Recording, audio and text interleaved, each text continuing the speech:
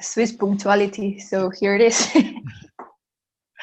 Thank you, Carolina. So I'm pleased to introduce this course information briefing for applicants to the second cohort of the Level 1 certificate course in data improvement planning, of course, for immunization.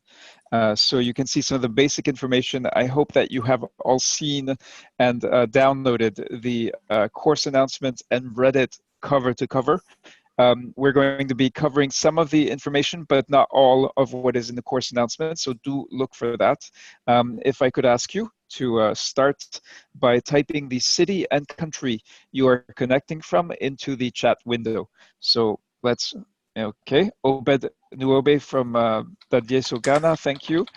Gita Lakshmi, pharmacist from Chitraduga, Karnataka, India. Igbaver Yeren from Abuja, Nigeria, and everyone can do this. You can find the chat window and just type in your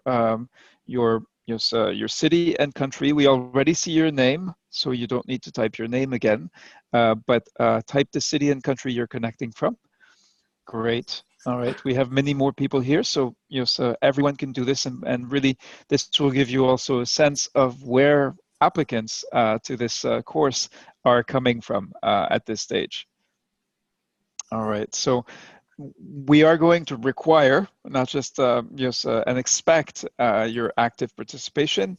You can ask questions and make comments during the presentation.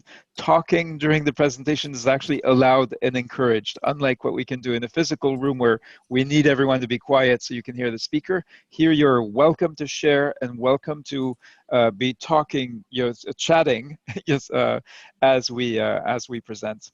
Now, just to preempt the question that so many of you would ask if we had not prepared the resources ahead of time, how do we get the slide deck and other resources? So here is the link that will get you access to today's slide deck as well as the full course announcements.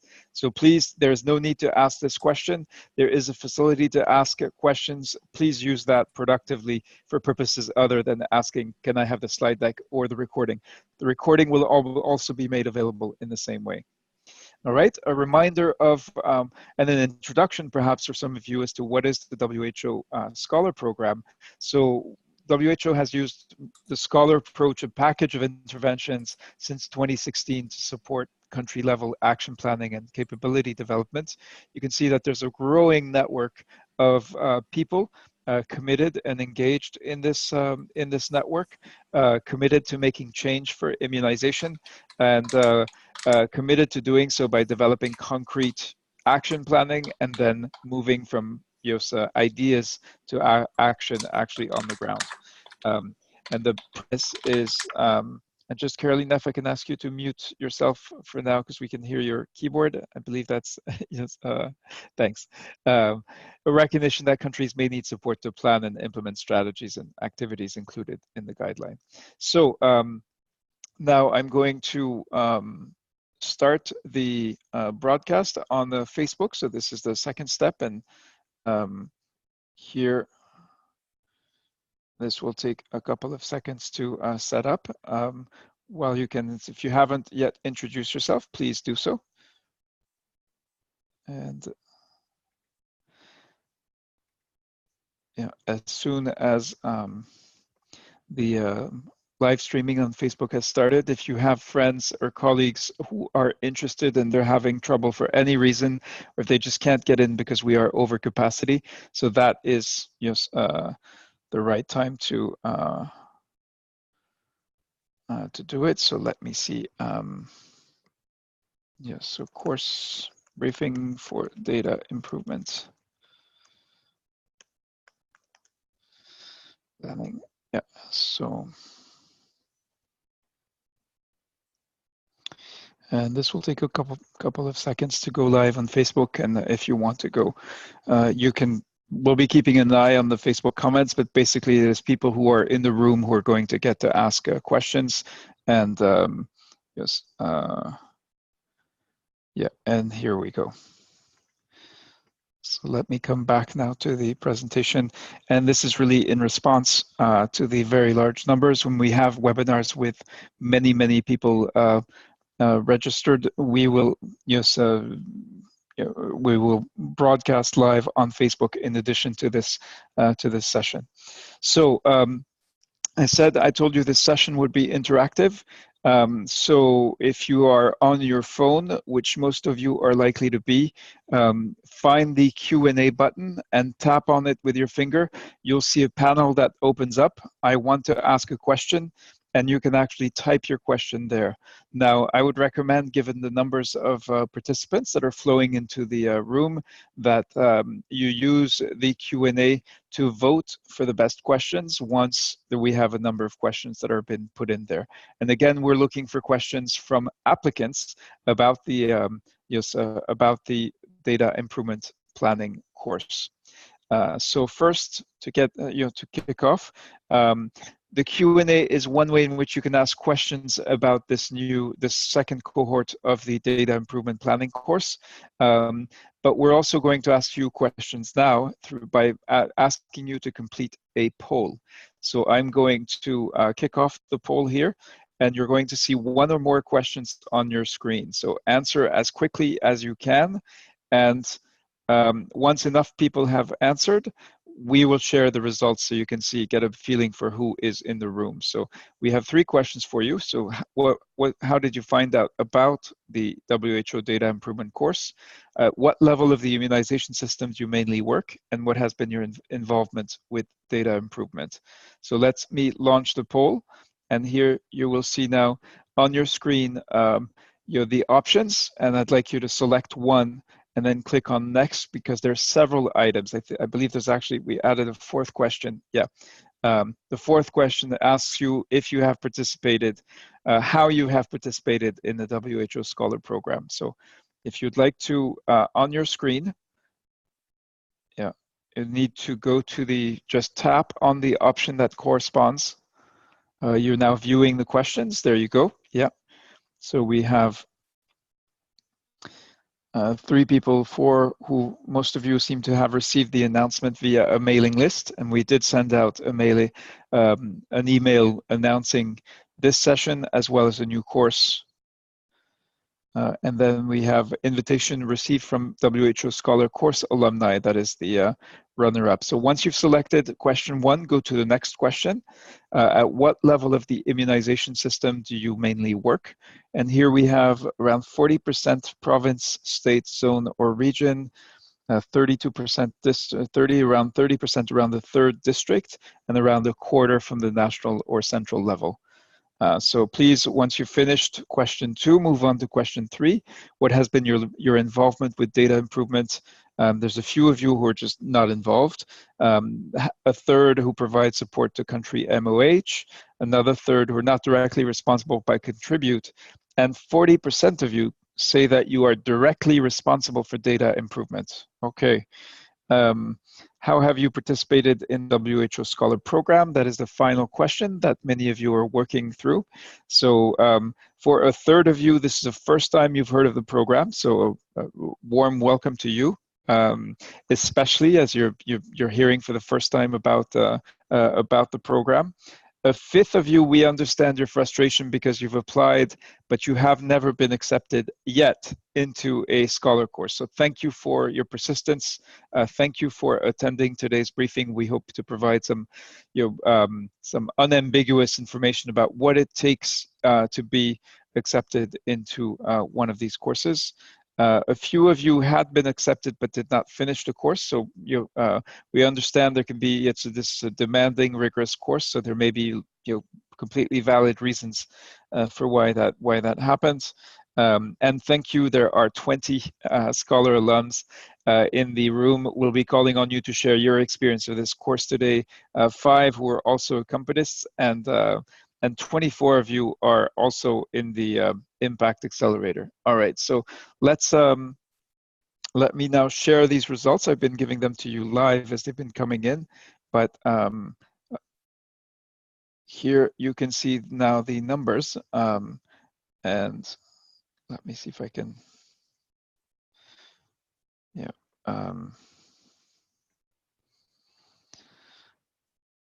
so you can see here that most of you heard about this session through Scholar alumni. So thank you, Scholar alumni who are here for sharing. We're counting on you. We're really looking to you to help us identify the best, most qualified candidates. And I'm impressed by the number of people involved with the data improvement who say they have direct responsibility. And very happy to see that a third of you are hearing about the program for the first time. We hope this will be a useful introduction. Carolina, any thoughts or comments about these results in terms of who is in the room today? And you'll need to unmute yourself, of course. Yes, I was not unmuting myself.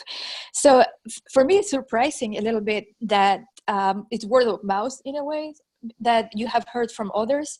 So that tell us that people have good experiences with our previous courses, and also that so many people are working on improving data, and probably just not for the sake of data, but really so that we can make more informed decisions. So it's exciting to see the level of interest.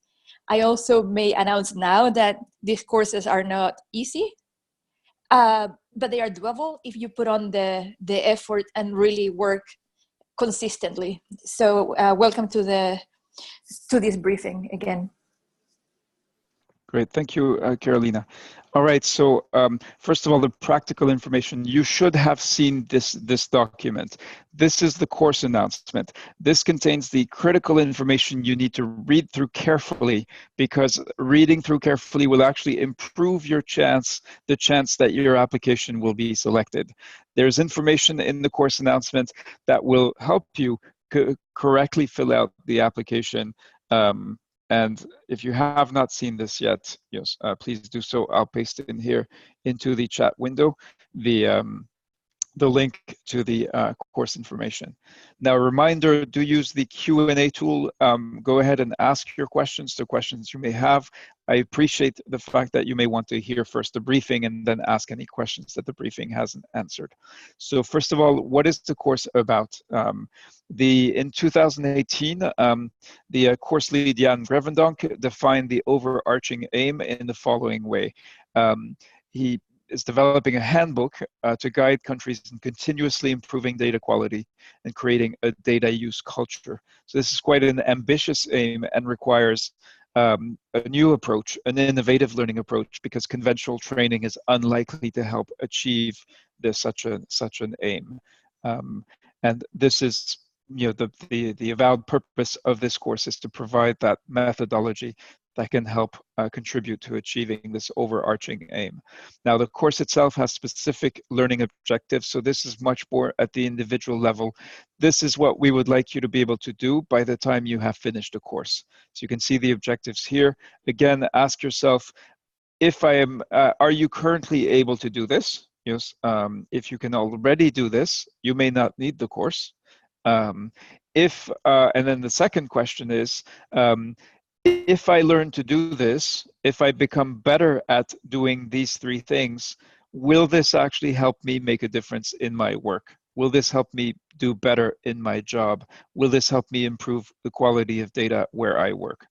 So of course, even though he's not able to, unfortunately due to a scheduling conflict, he's not able to join us today for this briefing. He's actually attending the Francophone briefing a little bit later. This is Jan Grevendonck, who's been working on this file and who led the data improvement course in 2018.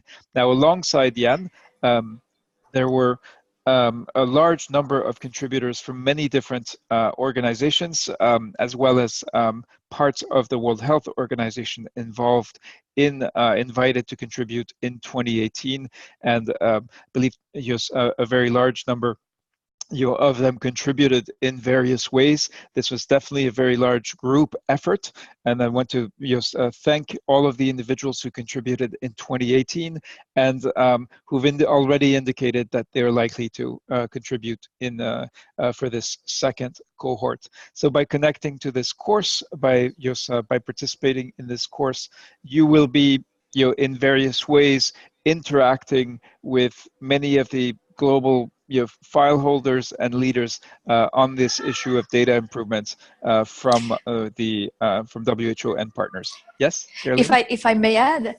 I think one of the most important developments that has happened since the last time this course was issued is that we really now have the evidence coming from a literature review that tell us that the data, that we should not stop using data because of issues of data quality, but the opposite, that the more we use the data is going to improve and it's going to be more usable. So it's really a words of encouragement, because sometimes we tend to get discouraged with bad denominators, with the problems we know exist.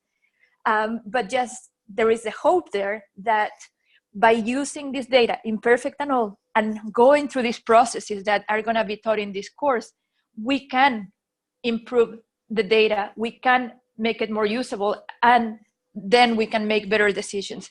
So it's really a new development, because this lit review came about earlier this year, and maybe we can share that in the materials.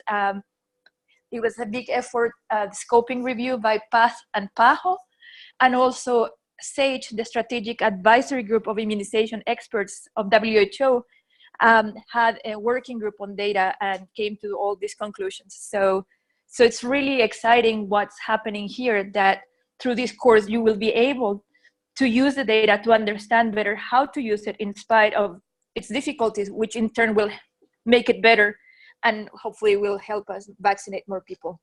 Over to you.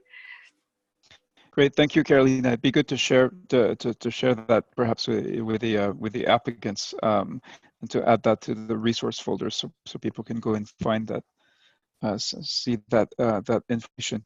In 2018, we had quite a remarkable experience. This course built on previous Scholar courses, and again generated a very large number of applications, which seems to be again the case with the second cohort.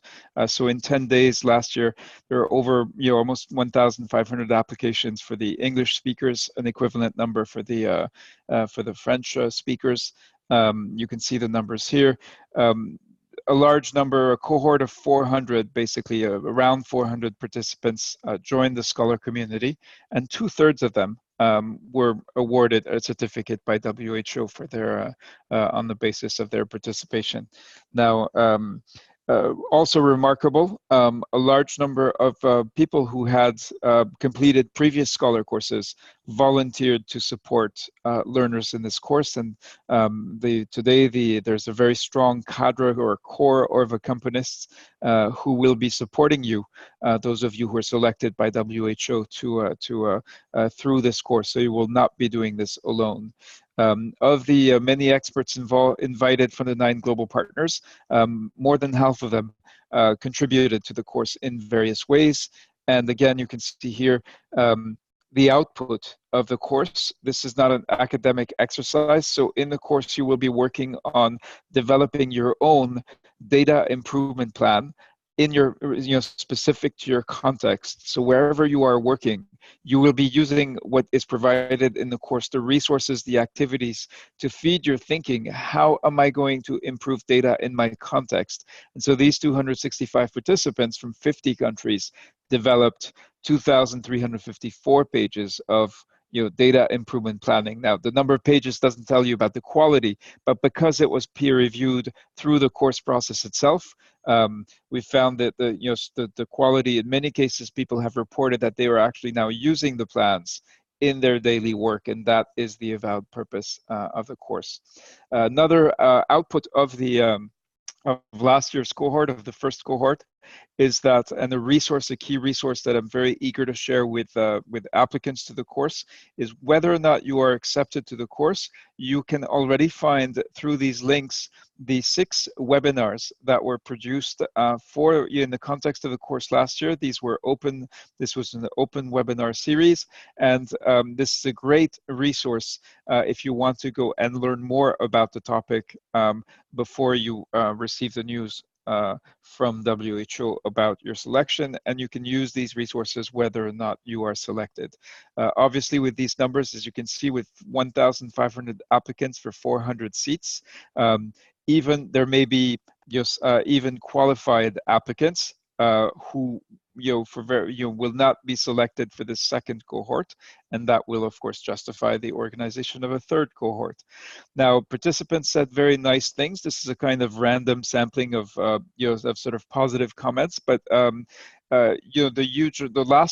last comment, a huge impact on me,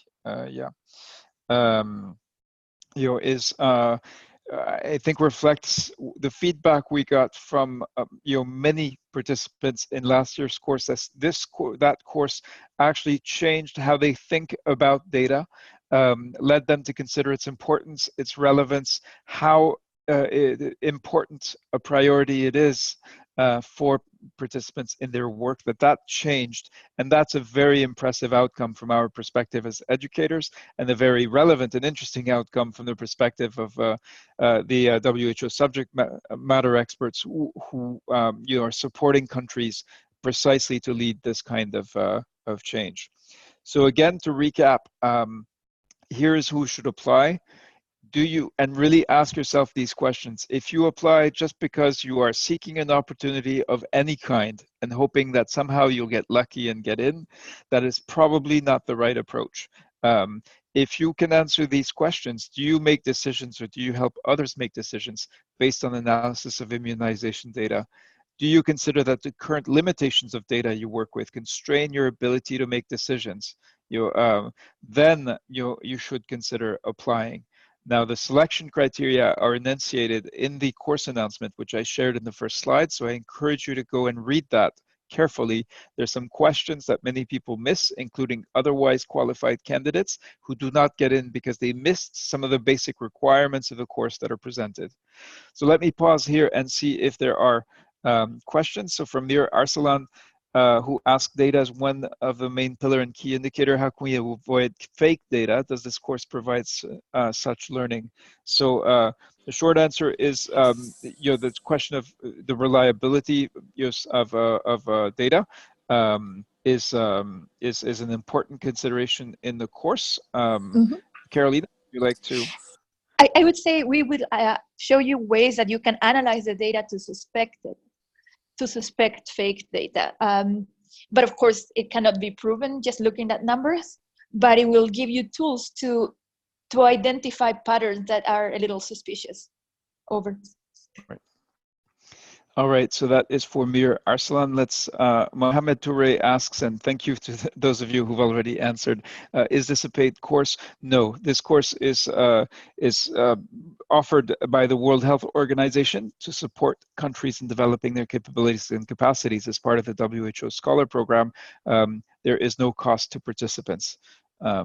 So Ananya Biswas adds, no, just your learning interests and efficient allocation of time. That is what you will be investing your time and your commitment, your energy, your dedication, but there is no money just involved in that transaction. From Abu Bakr. With that, yep. Sorry, let me just say that with that comes a huge responsibility for the people who are accepted, because basically you are taking the space that in a way is a gift to you. So you should use your gift wisely, and it's not a free gift, of course, because it requires Carolina, your I've effort. lost you. I don't know if it's just me. I don't know. Can you hear me now? Yes, I think okay. It was just me because I don't see anybody else responding. Okay. Okay. All right, great. So from Abu Bakr Tijani, I have already submitted my application before this session. Any chance I can be selected? Of course. So while we consider the course briefing, we hope it will be useful to helping you think through, do you want to apply? But you may have already made that decision. And then the other way in which this briefing can be helpful is better understanding what are the considerations that will be taken into account by the World Health Organization in the selection process. So Abu Bakr, what we do not want, what we want to avoid is people applying more than once. We always get duplicates. We will take the first one, not the latest one. So your first application is the one that counts. From Alain Eba, I'm French speaking, but I attended all my webinars in English. Like now, how can I apply for the French one? Yes, there's a French cohort on the English application. So we do not want you to fill out both the English and the French. So please choose one. The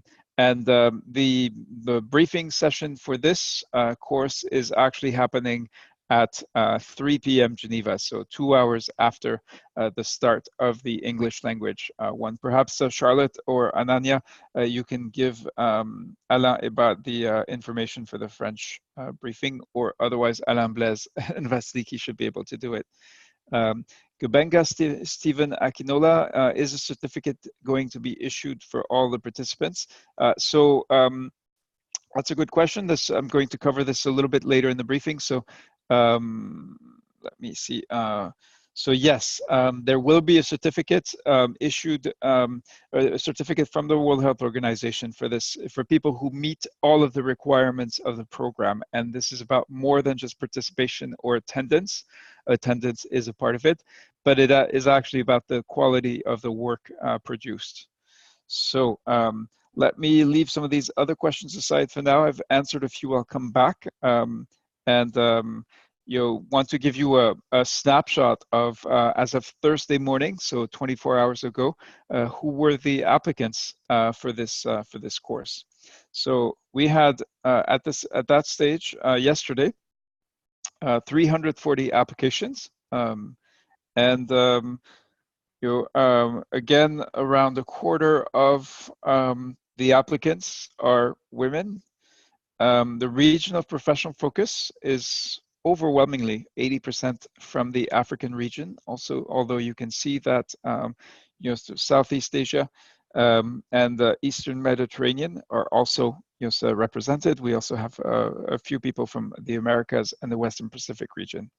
Now, this is one slide that is going to be of interest to many of the applicants. You can see here, and there's a very basic reality that with the cohort size set to be 400 participants, some countries are sending a large number of applicants, and unfortunately that means that lessens the probability for each applicant that the applicant will be accepted. There will be a balance made between recognizing the country size but also wanting to have a diverse cohort. So for so if you are an applicant from a large country, that is something to keep in mind. It is actually more likely to be slightly more difficult to be accepted than if you were from a country that has only a few applicants. So the organizational affiliation, you can see that most applicants so far, this may change in the coming days as we ramp up the dissemination for the course announcement, is Subnational Ministry of Health staff. That is consistent with the intent of the course. You can see here that now, one thing here, you can see 3% no response. At what level of the immunization system do you mainly work? So that is one of the main ways to have your application disqualified, is not answering all of the questions that are in the application. So in some cases, we see good applications, but for some reason, the applicant did not bother to answer certain questions. And therefore, we cannot make the determination with respect to that application. But you can see here, almost 40% are from the district level. If you add district plus other subnational, that's a significant proportion. Here you can see again, 42% of applicants say that they're directly responsible for data improvement. So we also ask you what that means, and we'll be checking, because in some cases we found people who say I'm directly responsible, and then when you read what they actually do, it is a different kind of responsibility, and certainly not what was intended by direct responsibility. In terms of experience here, you can see that so far there's a very experienced set of people who are applying for this course, both with immunization and with monitoring and evaluation. The use, collection, and improvement of immunization data. So 70% of applicants have been involved, and the second, actually, this is a different question about the WHO handbook on the use, collection, and improvement of immunization data. You can see a split here with an impressive, more than half who have already heard about this handbook, even though it has not been officially issued. So the organizational support, 3/4 of you, this is an important consideration, have the support of your boss or your hierarchical superior who agrees and encourages you to participate in this initiative. That's an important consideration for us. And now here is the key. If you read the course announcement carefully, you will see that the course announcement explicitly says participants should expect to dedicate at least 6 to 8 hours per week to coursework. So this is actually one of the main reasons why applicants disqualify themselves, is by indicating that they only have, that they have less than that many hours per week. So in some cases, again, we've seen otherwise very highly qualified candidates just not pay attention, not bother reading the course announcement and missing this information.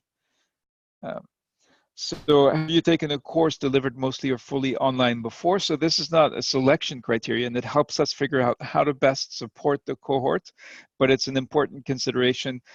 Here we've seen the change just in the last 3 years. We used to have maybe 30–40% of people who said that they had taken a course delivered mostly or fully online before, and it's now 83%. So that, of course, is a very positive change from our perspective.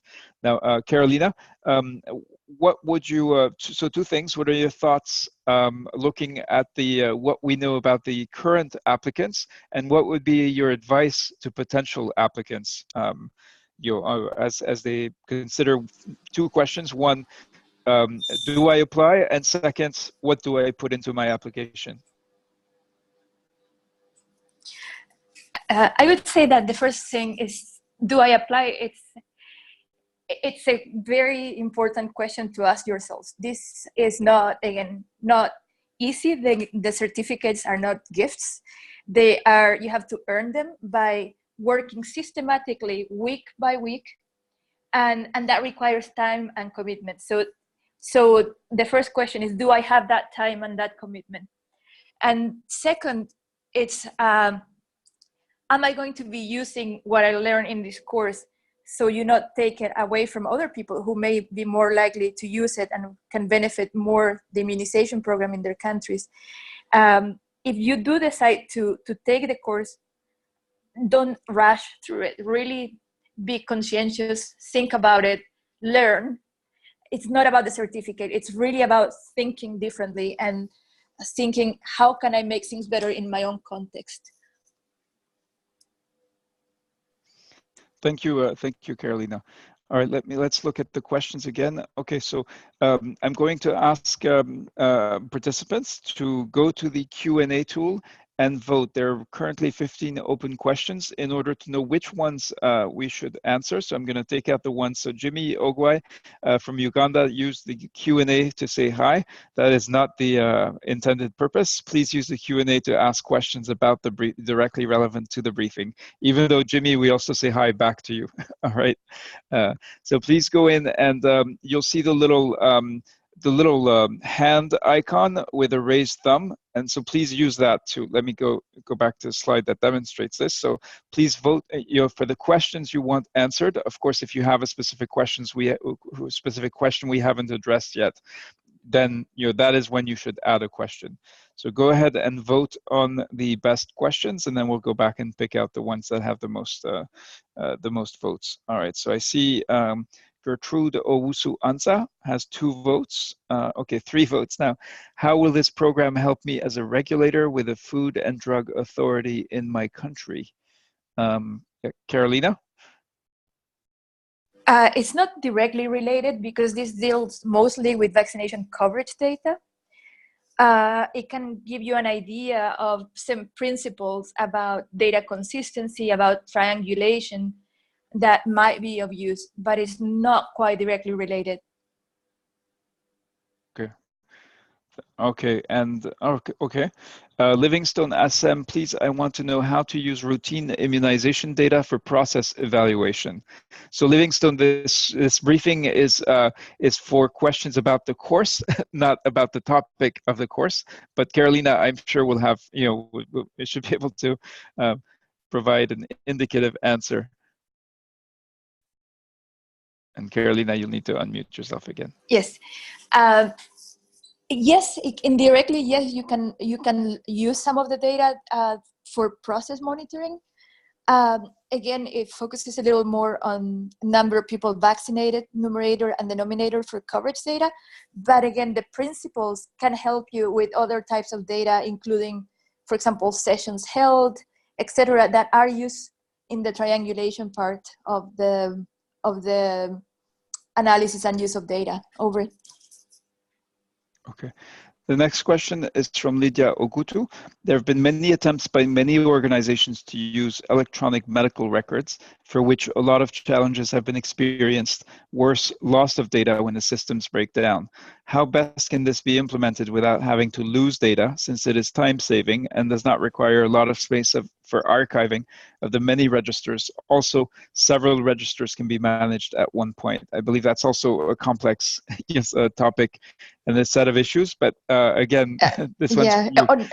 On week 6, we'll touch upon that, but it's not the focus of the course again.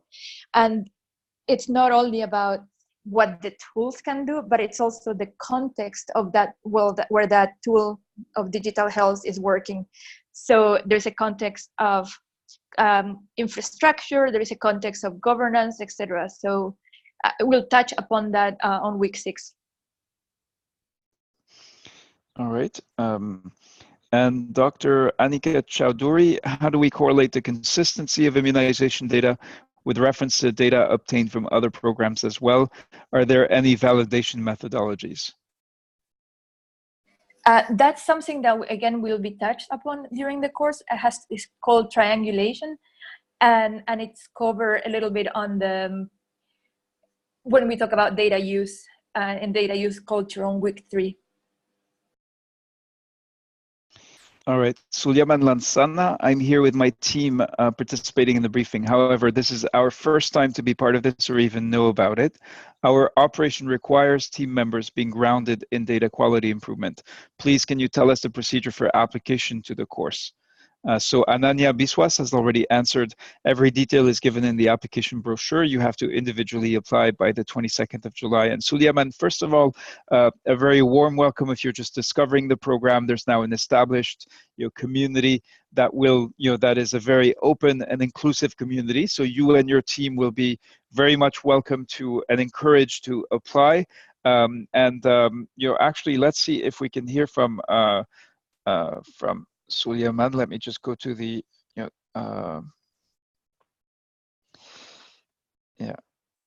Okay, so Sulyaman, you are using an older version of Zoom, so I'm going to promote you as a panelist in order to be able to, so that we can hear from you.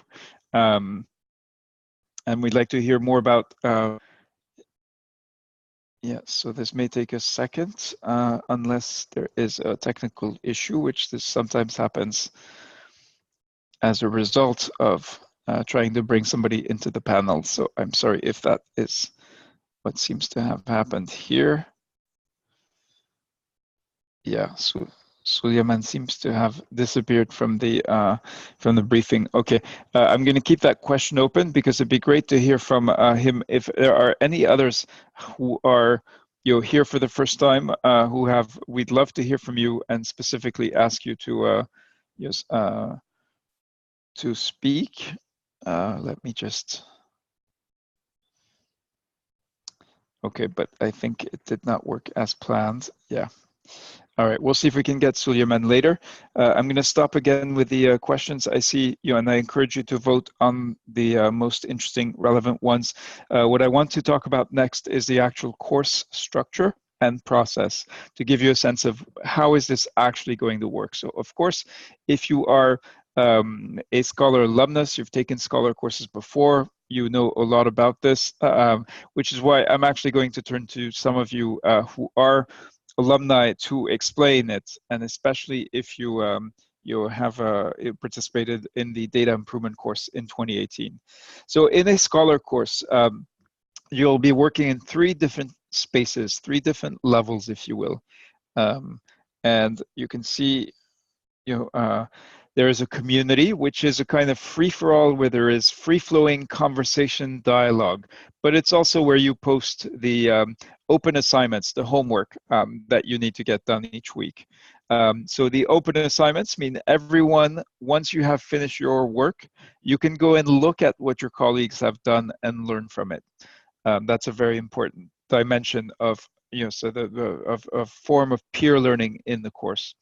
You also have a private space called Creator, in which you work on developing the main course project. So in this case, this is where you're going to develop a data improvement plan.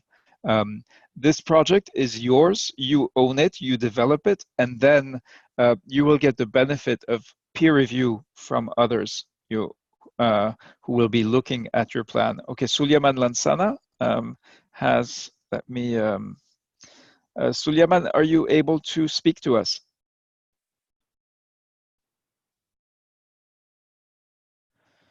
Okay, Sulaiman, if you're able to activate your microphone, we'd love to know more about you and your team participating in the briefing. Yeah, okay. So you need to, it looked like you were unmuted. Let me try to, yeah. Sulaiman, are you now able to speak to us? Okay, we can see you now, which is great. We still cannot hear you.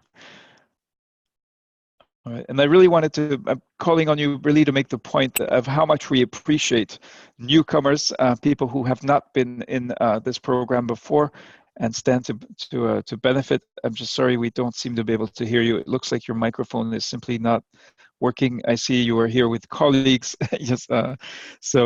Anyway, to answer your question, they will be giving the link for the application form in this briefing. So, basically stay tuned. I'm sorry that you're not able to activate your microphone.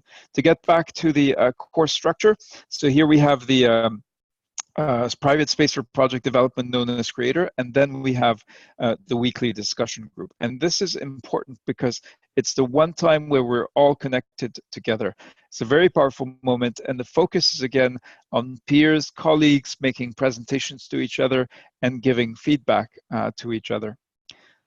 Next is the community assignment. So in this course, you see the kickoff starts on the 23rd of September with orientation. I think we're missing onboarding on this slide, but then you have 3 successive weekly assignments, and and that is just a key component to the course. Next is the Creator project. So that is really the big project that you will work on in the course, your very own data improvement. So through the weekly assignments, you learn how to do a data improvement plan. And through the project itself, that is where you actually get to do one. And you do one to the best of your ability and then submit it to the scrutiny of your peers through anonymous blind peer review. Around you, you will not be alone in this. We do not want you to suffer, at least not in silence. So you can see here the different components of the support system. There are many, many different ways. Some of these terms may not mean much to you, but they will once you start. If you start in the course, you'll find that these are all of the ways in which you can actually get support. In terms of the workload, this is where I'm going to now turn to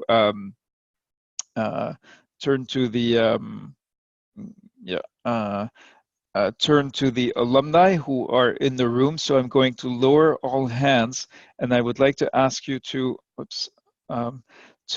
raise your hand only if you are an alumnus of the 2018 Data Improvement Level 1 certification.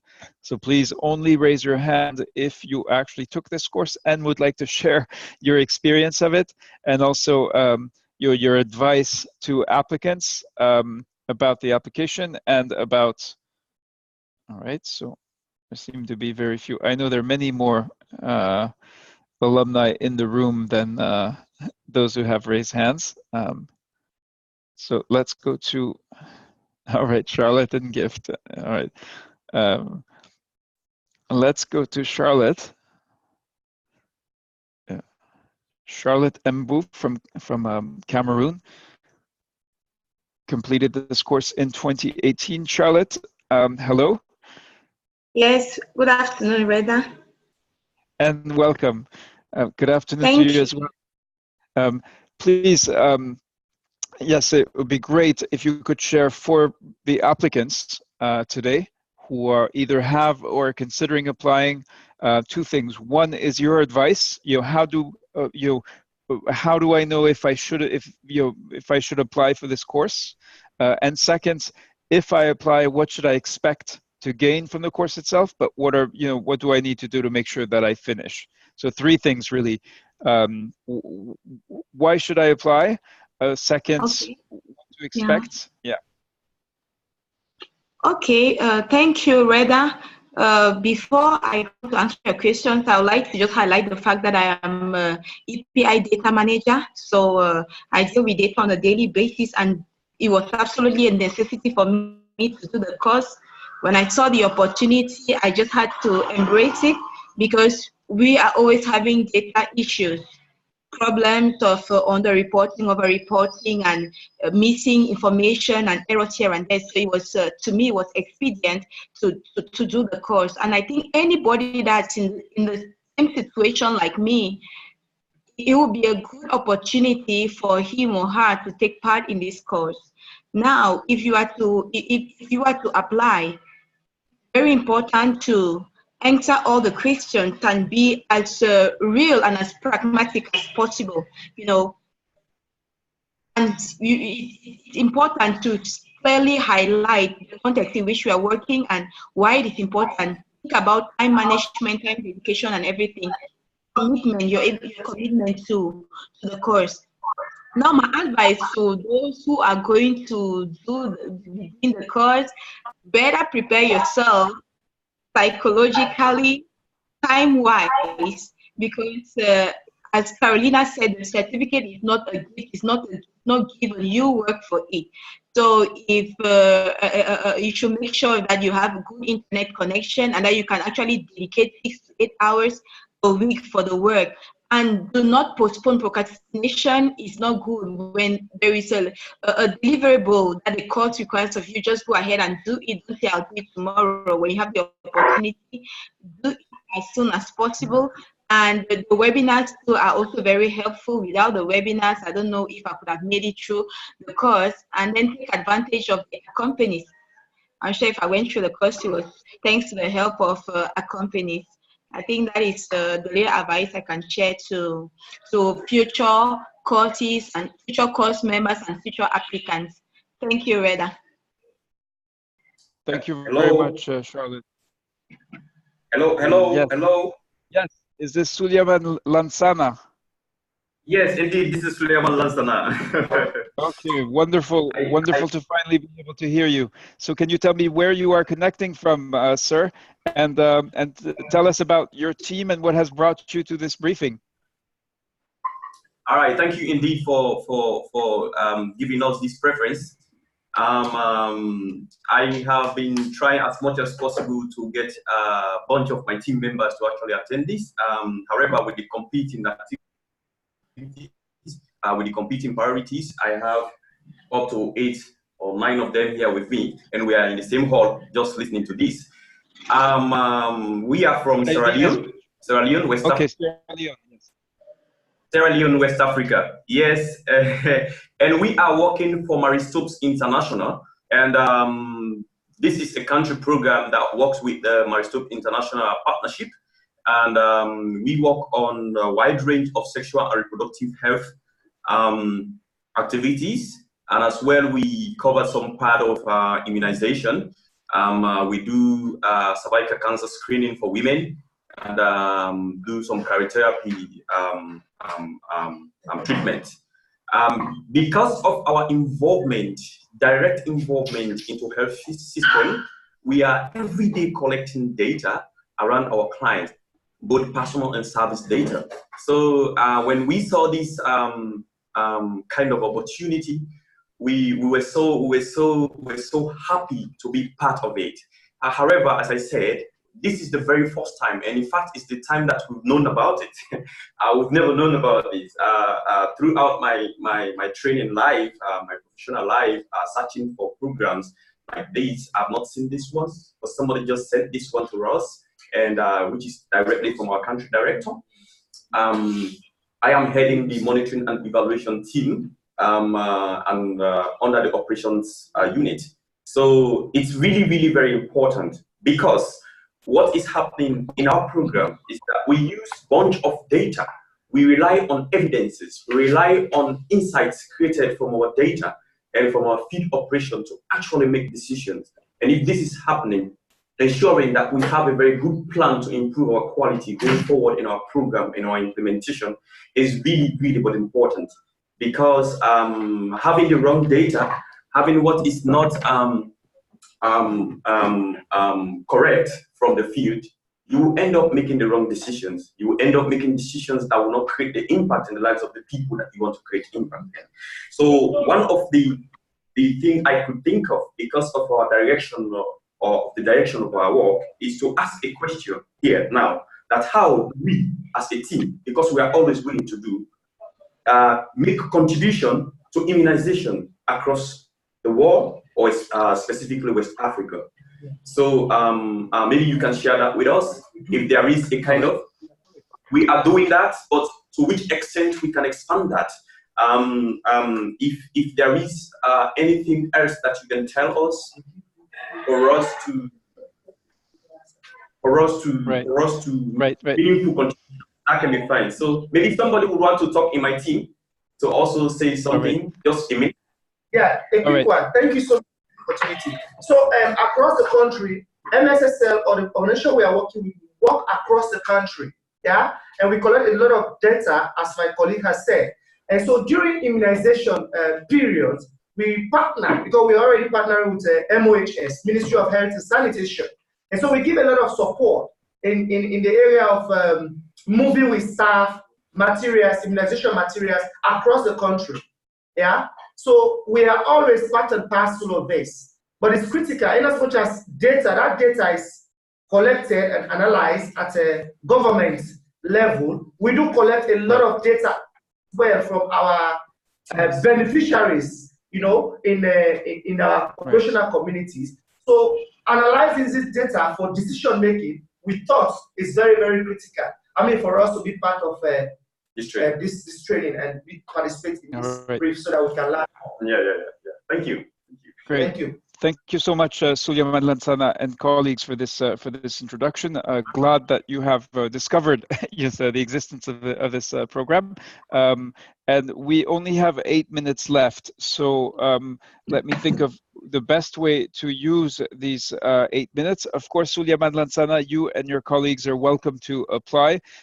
In fact, what I'm going to do now, for those of you who have not seen it, the information, this application link is actually in the course announcement that has been shared, and so you should already have it, but in case you do not, you can see here that applications will be accepted until actually the 29th of July. Here is a link if you did not already have it. And here is the link to the course announcement in case you did not already have that. Now, with the 7 minutes remaining, in terms of, it's true that working through the World Health Organization, the involvement of in the program has come primarily from initially from the national EPI team, so the expanded program on immunization in countries, from the WHO country offices and from WHO's partners. However, there's very much a systemic view, and there have been participants from many organizations such as JSI and involved in immunization interventions. Carolina, do you have any thoughts about the sort of broadening circles of the scholar programs? And perhaps a comment for Suleiman Lansana and his colleagues. I'm really glad that you discovered this, because it's time to apply still. I just want to say that what you will learn besides the topic, it's to learn differently. So, and it's a community of people really. So I think it's beneficial in many ways. I don't know if that helps. Yeah, great. Thanks, Carolina. All right. So with the minutes remaining, I think I'm hesitating. Let me see if there are. So I see most of the questions. I see a few ones that have, so Eliasu Fuseni Yidana says, asks, will those who applied for the first cohort but were not selected be given any preference? So no prior application does not affect this selection process. So it means each application will be reviewed individually, and so it's the strength of that application, not how many times you've applied before. I understand your question. So there may be a consideration where, as I said, from some countries, especially very large numbers of applicants, which means some perfectly qualified candidates could not be included in the first cohort. We may try to look at that to see how we can do better there. Magwati Jethro Chakoya, is it advisable to participate in this course if I was one of those consulted and have carried more of this data quality assessment? It sounds, I'm not sure I understand fully, Jethro, but I would say yes. Certainly, you should apply. I'm not And sure how. If I may add, sorry, because I know Jethro, it's quite interesting to participate as even though we have been doing this for a long time. I just joined as a participant to the inequities one, and the experience from the different side is very useful. Actually, it's very interesting. It takes time though. Right, thanks, Carolina. And Carolina has just completed the level 2 certification in reducing inequities and improving coverage. So is now a scholar alumnus herself. Chike Aniquena, is there room for retrospective analysis after the course ends? So in this case, I'm not sure what you mean by retrospective analysis. What we are doing increasingly is after each course, developing a post-course set of activities called the Impact Accelerator. And the purpose of the Impact Accelerator is for you to take what you've gained from a course and apply it. And we will accompany you. We will come with you on your journey to take the ideas, what you gain from the course, and turn it into action and results, and hopefully ultimately impact. So we see the course as the beginning of a process rather than it's a sort of self-contained endpoint. A question from Shirish Harshe. I'm not currently involved in the immunization sector of the state. However, it had been a major part of my career in the past, especially on coverage and cold chain. What are the chances for my application to be accepted? So again, review the I would suggest you review the course announcement. You do need to you are going to need to have direct access. Oops. Okay, I think that was coming from Charlotte's mic. You do need to have access to current documents, such as the country multi-year plan, and to current immunization data from your work. So if it's in the distant past, that may be difficult. But that's for you to think about and explain in your application. So I don't see any other questions that have garnered more than one vote. We're 2 minutes away from finishing. So again, you have before you the application link. But before you go, really ask yourself, is this course for me? It does this on the basis of what I have heard presented today. Does it make sense for me to apply? How will this help me make a difference in my work? These are questions that only you can answer. And the commitments that we make is that we will give due consideration to every application. Having said that, there's a reality that the number of applicants is far greater than the number of seats available, even though we're running a fairly large cohort at this point with 400 participants in the second cohort that are expected. So Carolina, any yes, would love to hear your parting thoughts. Yes, for the applicants. It's not an easy position to be an applicant, hoping to be selected by WHO, not being sure what the outcome is going to be. What would be your thoughts for this group? I think the three P's, right? You already have the passion to be doing what you're doing.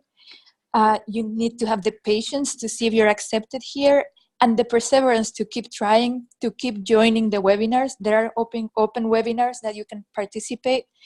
And even to answer some of the questions that are coming, I think, from colleagues from Nigeria, we are trying to figure out the best ways that you can move forward. So that may require a little more time than one would like, but really my advice to you is be persistent and be patient. Thank you.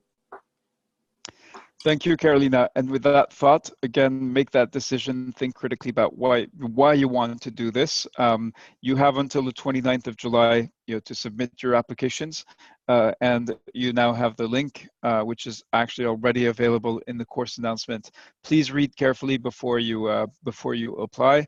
And we look forward to seeing many high-quality applications from this group.